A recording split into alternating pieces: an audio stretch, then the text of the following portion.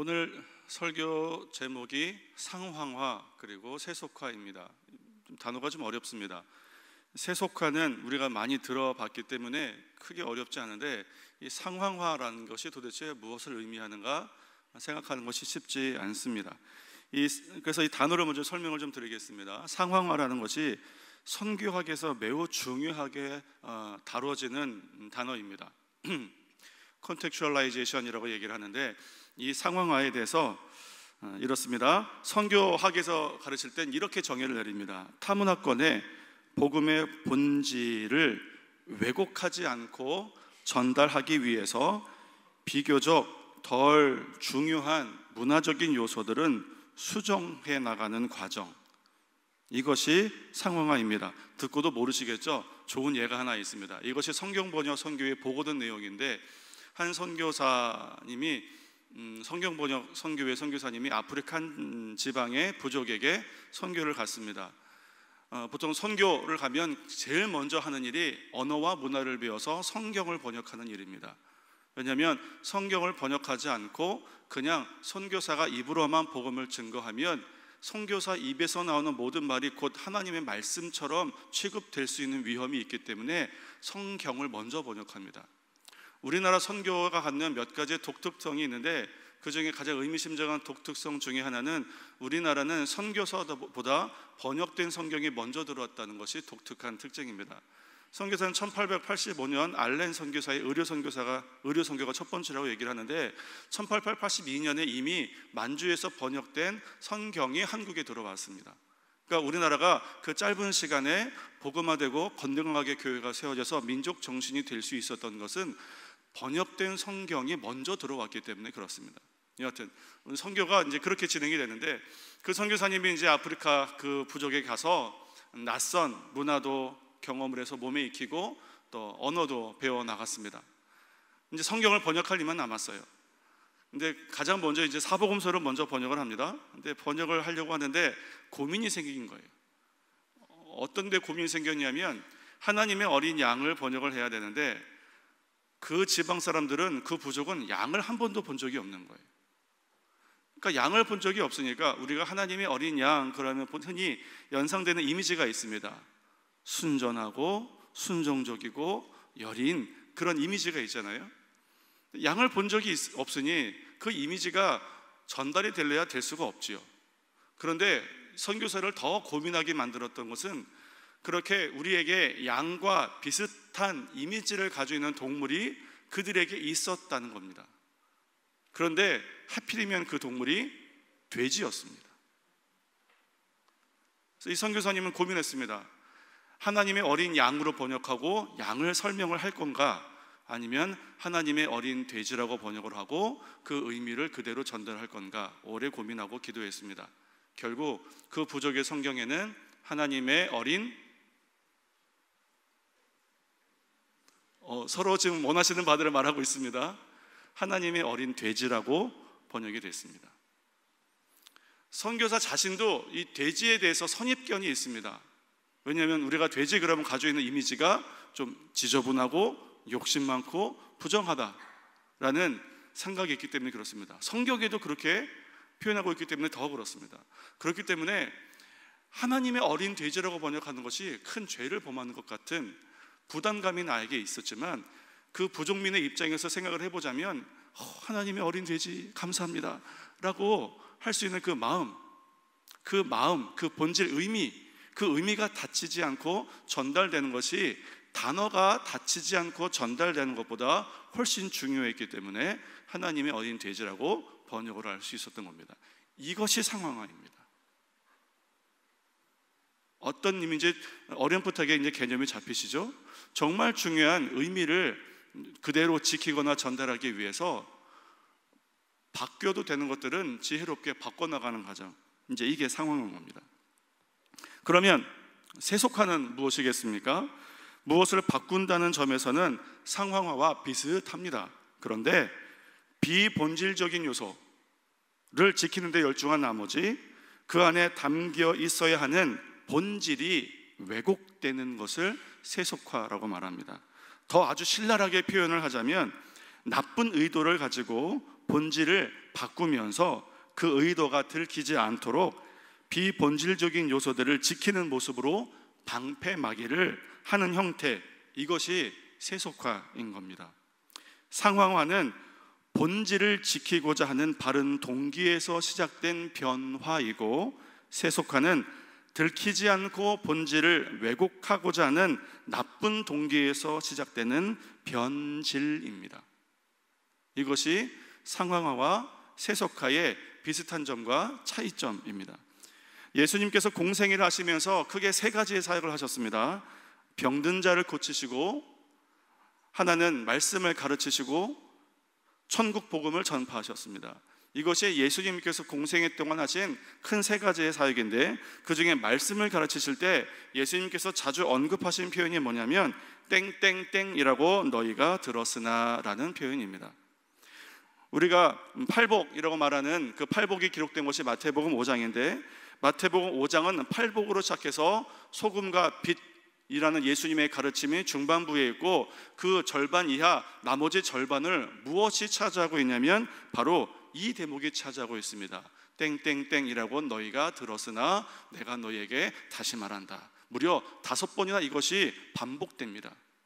그 말은 뭐냐면, 그 당시에 유대교 지도자들이 가르쳤던 말씀이 겉으로는 율법을 문자적으로 잘 지킨 것 같지만, 사실 들여다보면 자기들의 입맛에 맞도록 그 말씀을 왜곡해서 해석하고 그 잘못 해석된 율법을 가르쳤기 때문에 예수님께서는 부지런히 그 왜곡된 부분을 수정하실 뿐만 아니라, 그렇게 왜곡했던 그 지도자들의 악한 의도에 대해서 아주 강력하게 꾸중하시고 회칠한 무덤이라고 말씀을 하신 겁니다. 그러니까 이 왜곡은 왜 일어나냐면, 그렇게 왜곡됐을 때 자기들이 누릴 수 있는 유익이 많아지거나 자기가 자랑할 만한 아주 인간 수준으로 끄잡아 내려진 그 말씀을 지키는 것으로 내가 말씀을 지켰다고 자랑하기 위해서 하나님의 율법을 왜곡시키는 겁니다.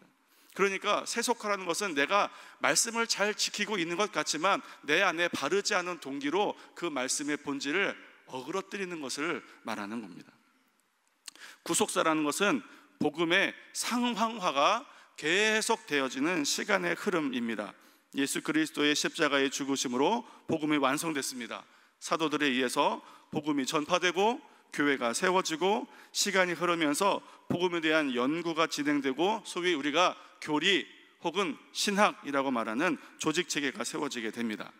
많은 신학의 주제와 교리들이 있지만 우리에게 제일 중요한 것은 구원이기 때문에 이 구원론에 관한 것이 제일 먼저, 그리고 제일 많이 연구되고 정립이 되었을 것이다 라고 우리가 흔히 생각하기 쉽습니다만, 아이러니하게도 451년 칼키돈 회의까지 400년이 넘도록 제일 중요하게 연구되어진 주제는 구원론이 아니라 기독론이었습니다.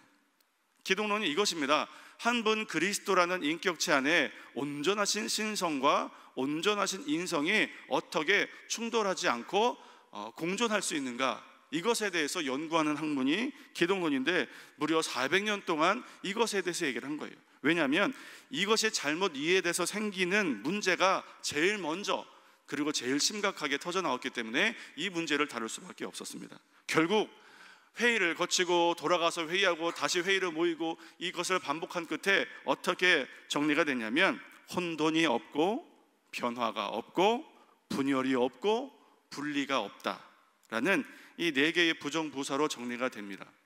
쉽게 말하면 이렇습니다. 함께 있지만 서로 섞이지 않고, 구분은 되지만 분리되지는 않는다. 이해되십니까? 함께 있지만 막 섞여 있는 것도 아니고, 구분은 되지만 분리되지는 않습니다.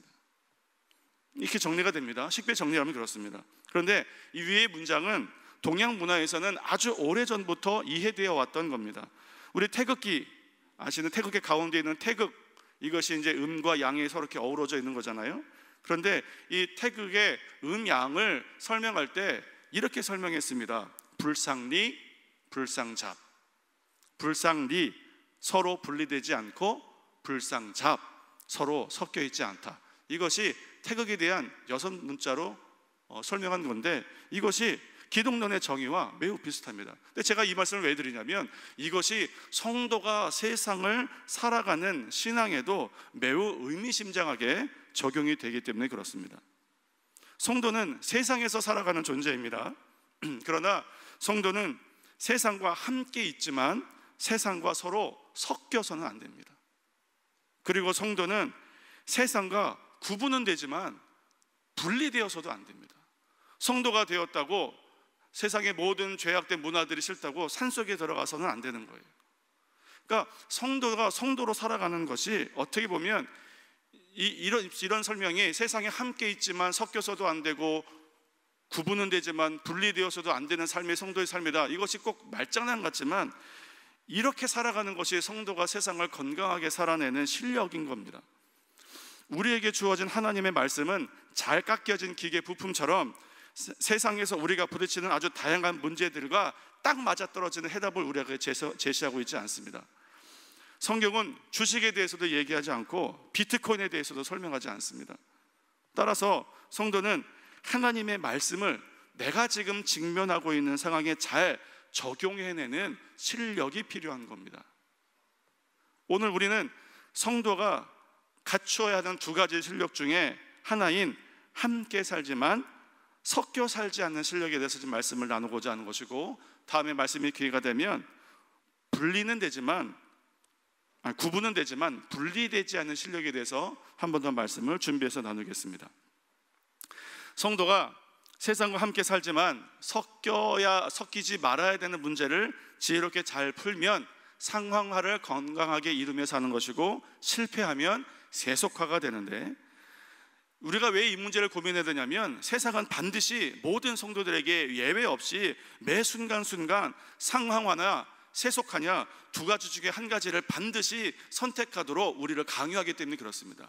피해 나갈 수 있는 방법이 없습니다. 상황화 아니면 세속화인 거예요. 우리가 세상에서 살아간다는 것이 그렇습니다. 불변하는 명제예요. 그러니까 우리가 고민하고 훈련하지 않으면 우리도 모르는 사이에 우리 신앙이 점점점 세상을 닮아가고 뼈대밖에 안 남게 되는 겁니다. 그래서 마태복음 10장 16절은 우리에게 이렇게 말씀하고 있습니다. 보라, 내가 너희를 보냄이 양을 이리 가운데 보냄과 같도다. 그러므로 너희는 뱀같이 지혜롭고 비둘기같이 순결하라. 이 말씀에서 예수님께서는 세상을 이리의 물이라고 정의를 내리십니다. 그리고 성도에겐 양이라고 정의를 내리십니다. 그 아프리카 부족에겐 돼지겠죠? 양이라고 정의를 내리시는데 뭐라고 말씀하시면 내가 너희를 이리 무리 가운데 보내야 한다는 겁니다. 가서 그들과 섞여 살 수밖에 없다는 거예요. 그래서 걱정이 많으신 거예요. 그래서 우리 보러 어떻게 살라고 말씀하시냐면 뱀처럼 지혜로워라. 왜 뱀처럼 지혜로워야 하냐면 비둘기같이 순결하기 위해서입니다.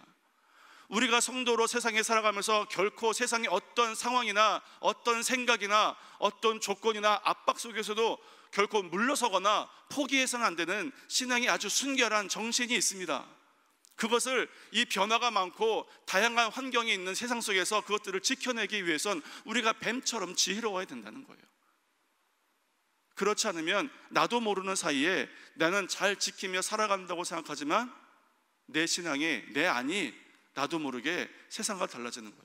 그래서 구역 모임 한다고 모여서 나는 오늘 또 변함없이 바쁜 시간을 쪼개서 구역 모임 오고 말씀 나왔으니까 내 신앙은 좋은 거겠지. 근데 공과 딱 끝나고 티타임 가질 때 하는 얘기 보면 맨 세상 얘기인 거예요. 어느 아파트가 얼마나 올랐대, 뭐 어머가 어떻게 됐대. 무언가를 지킨다는 외형은 여전히 잘 지키고 있는데 그 안을 가만히 보면 이미 너무 관심이 세상에 쏠려 있는 거예요. 나도 모르는 사이에 세속화가 진행되고 있는 겁니다. 오늘 본문은 베드로가 겪은 상황화에 대해서 설명을 해주고 있는 겁니다. 예수님의 수제자로서 베드로는 복음에는 민족적인 장벽이 없다는 것을 이미 배웠습니다.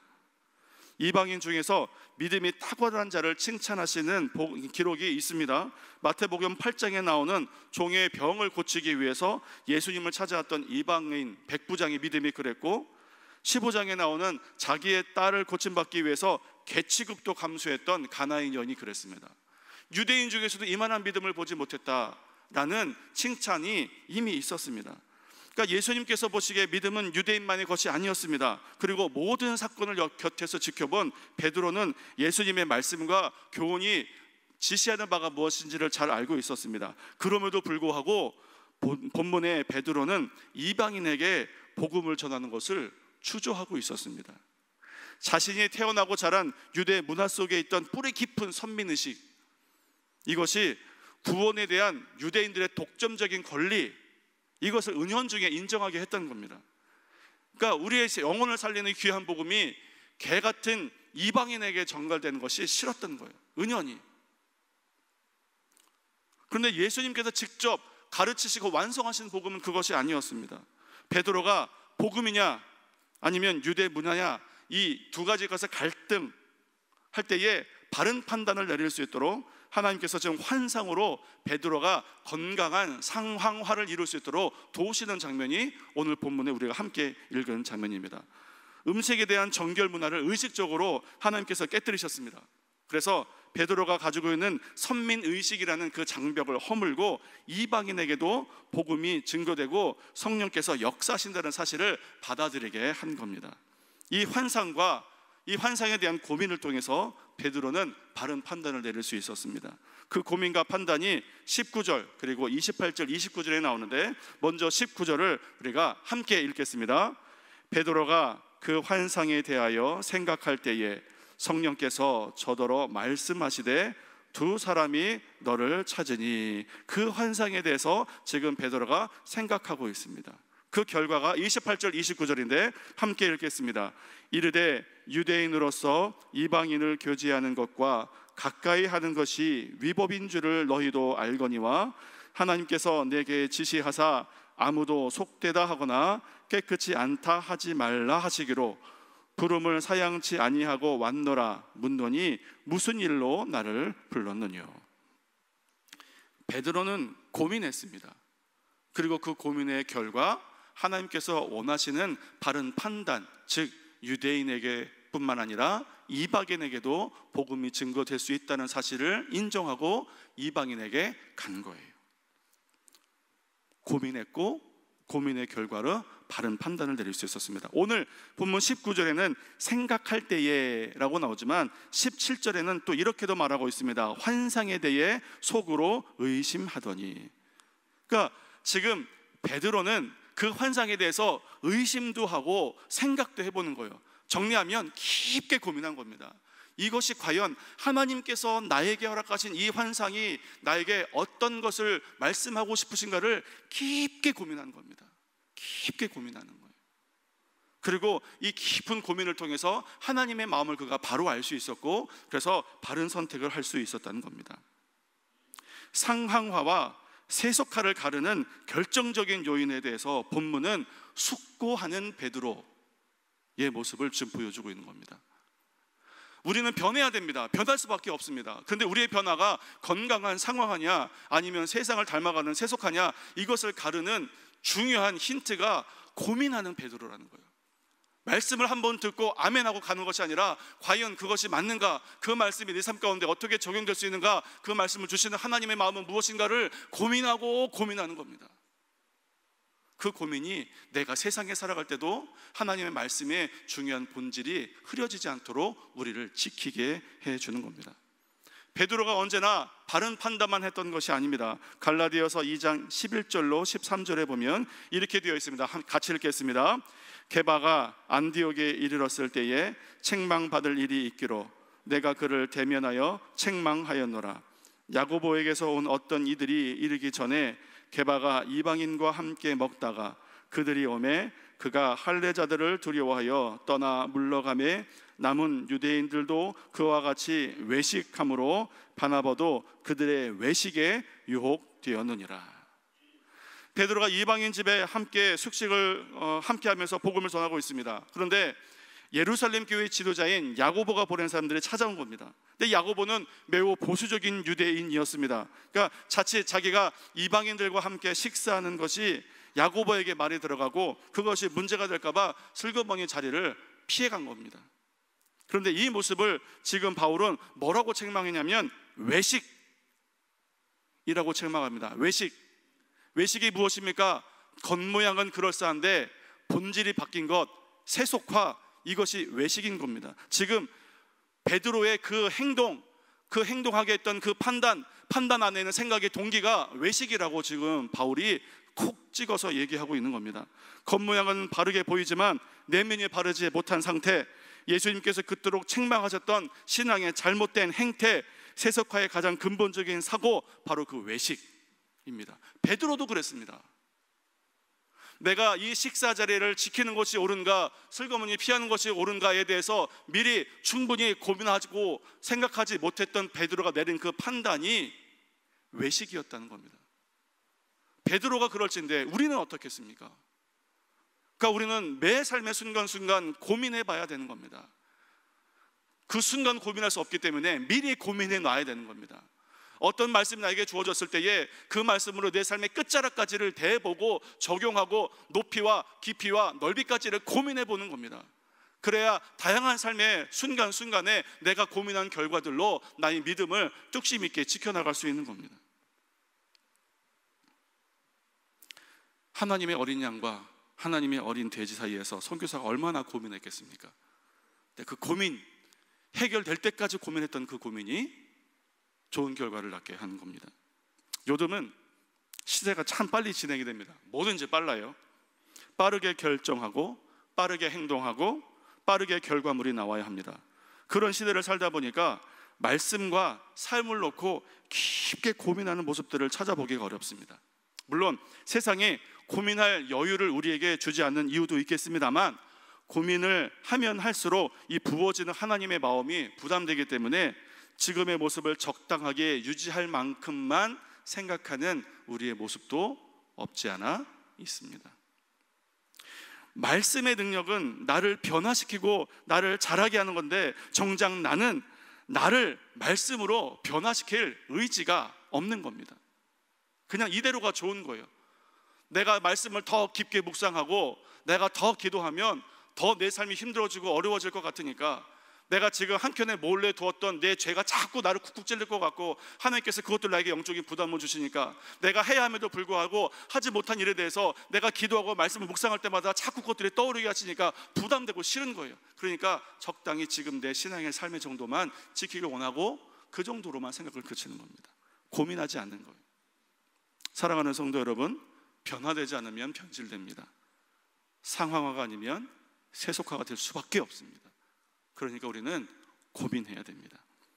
매 순간순간 접하게 되는 다양한 상황 속에서 어떻게 하면 하나님의 뜻을 순전하게 지킬 수 있을까를 고민하고 부지런히 적용하지 않으면 나는 여전히 드려둔 예배를 잘 드리고 있습니다. 해오동 봉사를 변함없이 하고 있습니다. 큰 변화 없이 내 신앙을 유지해 나가고 있다고 생각하지만 그것만 남은 겁니다. 예배하고 봉사하고 교제하는 이런 내 신앙의 외형을 가치 있고 의미 있게 할 만한 내 신앙의 내면은 벌써 세상과 다를 바가 없어진 겁니다. 아주 오래전에 본 영화인데, 부패 경찰이 진짜 경찰로 변해가는 과정을 그린 투캅스라는 영화가 있었습니다. 굉장히 오래된 영화예요. 근데 지금도 기억나는 장면이 있는데, 그 영화에 이제 그 두 경찰이 파트너인 거예요. 근데 고참 경찰이 달고 다른 부패 경찰인 거예요. 근데 경찰대학을 갓 졸업한 후배 파트너는 경찰 의식이 아주 확고한 사람이죠. 그러니까 실망도 많이 하고 선배 취급도 안 합니다. 그런데 이 어느 장면에서 이 고참 부패 경찰이 경찰서 자기 자리에 앉아서 흥얼흥얼거리면서 봉투에 돈을 집어넣는 거예요.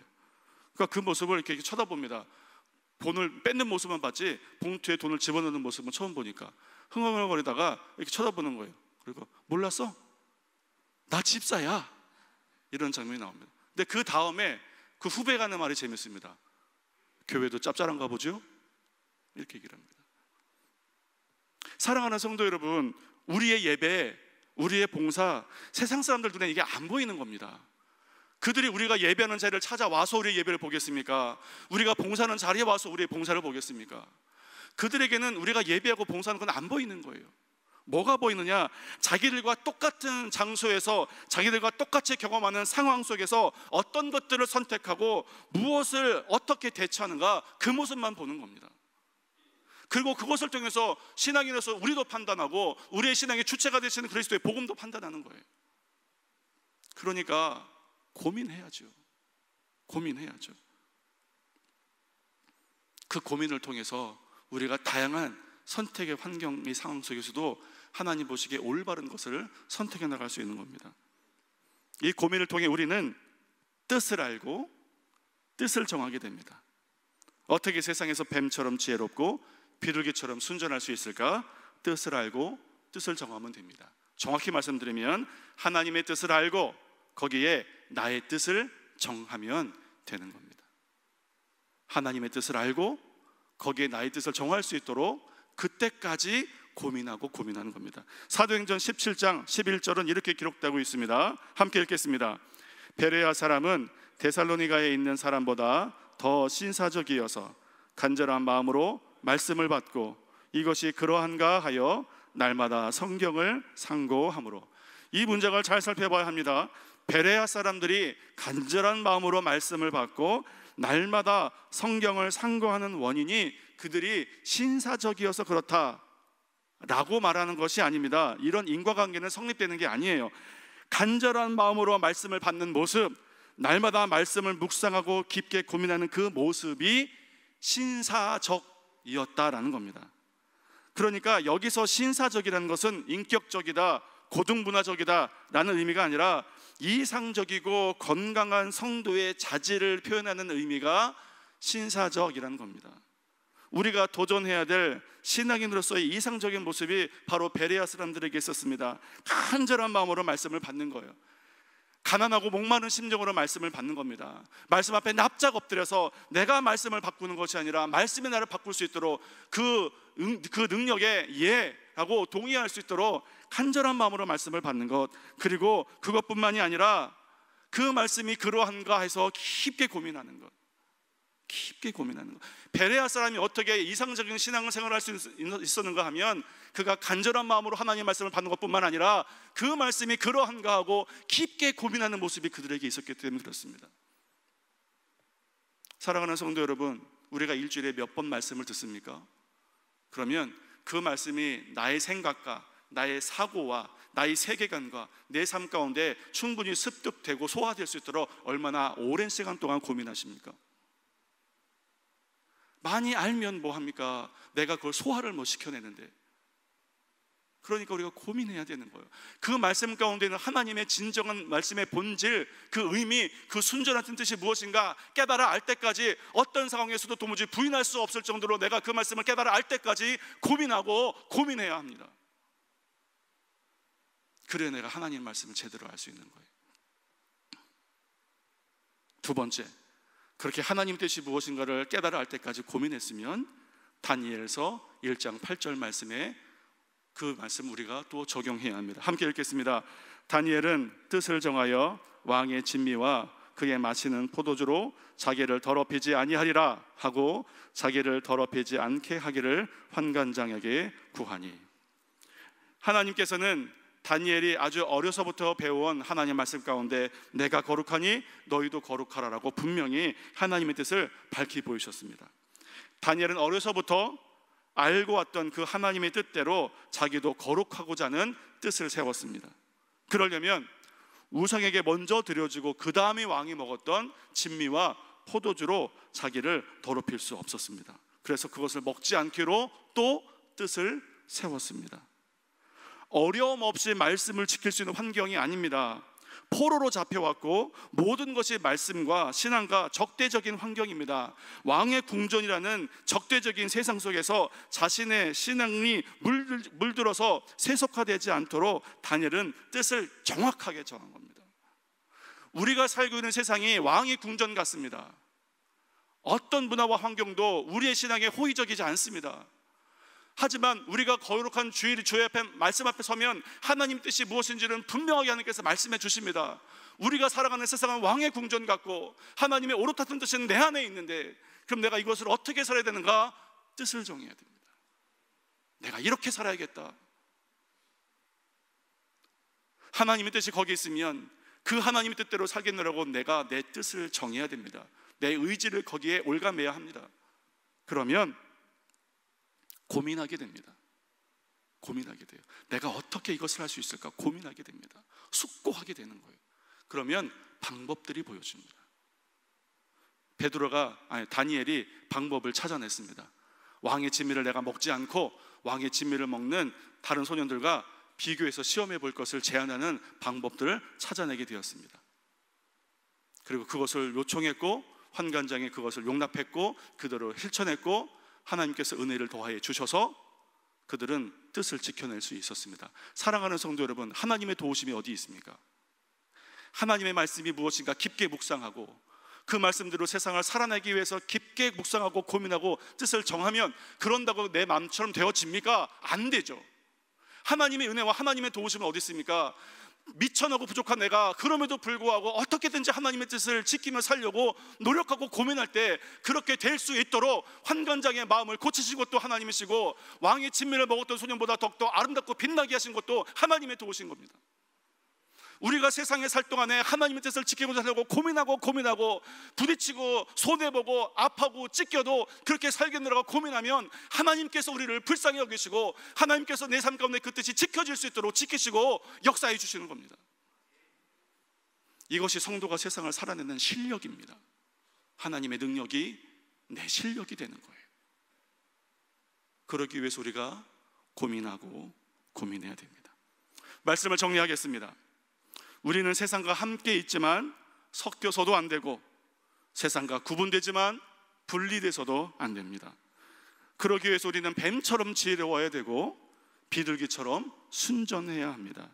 우리에게 주어진 말씀은 2000년 전에 유대 민족을 통해 완성된 말씀이고 그 말씀을 가지고 살아가는 우리는 그때로부터 2000년이나 지난 한국이라는 전혀 다른 환경 가운데 그 말씀을 지키며 살아가고 있습니다.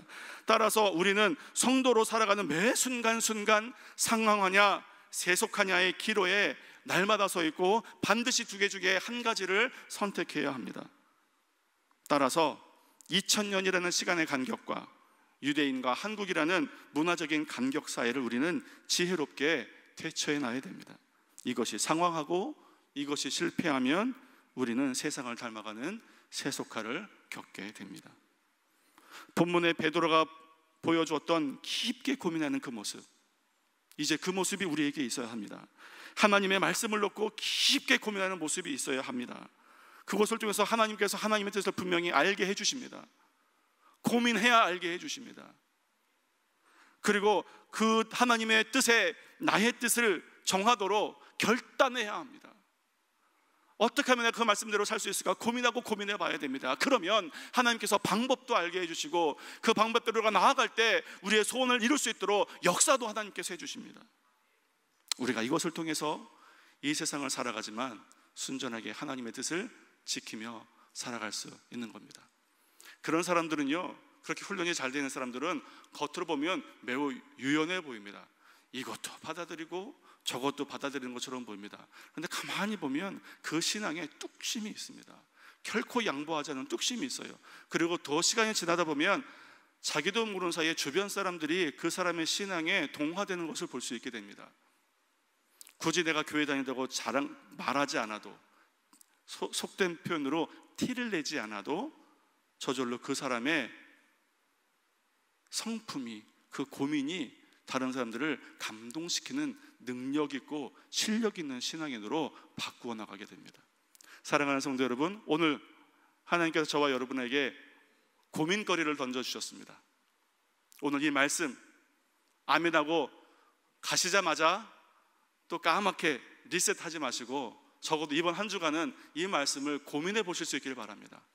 상황화가 무엇이고 세속화가 무엇인지, 이 땅을 살아가는 나에게 하나님께서 원하시는 뜻이 무엇인지를 깊게 고민할 수 있기를 바랍니다. 고민하시고 그럼 내가 어떻게 살아야 할까? 당장 지금 부딪히시는 몇 가지 문제들이 있으시죠? 이건 시간이 없어서 말씀을 안 드리려고 했는데 말씀을 하나 좀 예화를 드리고, 예화가 아니라 경험했던 걸 말씀을 드리고 오늘 말씀을 마치겠습니다. 제가 개척교회를, 군대를 제대하고 개척교회를 제가 몇 달간 섬겼습니다. 제 친구 전도사가 거기에 있어서 인사 갔다가 붙잡혀서요. 몇 달간 섬기는데 개척교회니까 얼마나 재정적으로 어려워요. 근데 그 교회에 공집사님 부부가 있었습니다. 그때만 하도 동성동본 결혼 금지였는데 어떻게 해요? 둘이 사랑해서 만났는데 그래서 신고하고 잘 살았습니다. 그런데 이 남편 공집사님의 헌금이 그 교회 재정에 매우 중요한 부분이었는데 이분이 술 장사를 하시는 분이었습니다. 술 유통업. 돈을 많이 벌었고 11조를 많이 내서 교회가 유지가 됐습니다. 근데 목사님은 사업장을 갈 때마다 고민하는 거예요. 사업이 잘 되라고 기도를 해야 되는 건지 망해라고 기도를 해야 되는 건지 고민되는 거예요. 그런데 결국 두 공집사님 밑에 예쁜 인형 같은 딸이 태어났습니다. 그 딸이 점점 자라서 아빠가 무슨 일을 하는지를 알게 되고 그것이 하나님 보시기에 옳은 것인가 그른 것인가를 구분할 수 있는 나이쯤이 되니까 결단을 내렸습니다. 우리가 보통 술장사를 물장사라고 그러잖아요. 진짜 물장사로 업종을 바꿨습니다. 물유통업. 고민했더니 하나님의 뜻을 보여주시고 방법을 알게 해주셨습니다. 그런데 그 결정 어찌 쉽습니까? 그동안 뚫어놨던 모든 거래처를 다 날리는 거고 새로 해야 되는데 교회로서도 위기 순간입니다. 왜요? 이분이 11조가 줄어들면 교회가 문을 닫아야 되니까. 교회도 간절하게 기도했고 그분도 간절하게 기도했습니다. 하나님께서 능력을 보이셨습니다. 술장사보다 더 잘 되게 하신 거예요. 그래서 기쁨으로 모든 것이 다 해피하게 만드셨습니다. 사랑하는 성도 여러분, 고민하실 수 있기를 바랍니다. 여러분의 고민 가운데 하나님의 능력이 반드시 임할 줄로 믿습니다. 기도하겠습니다.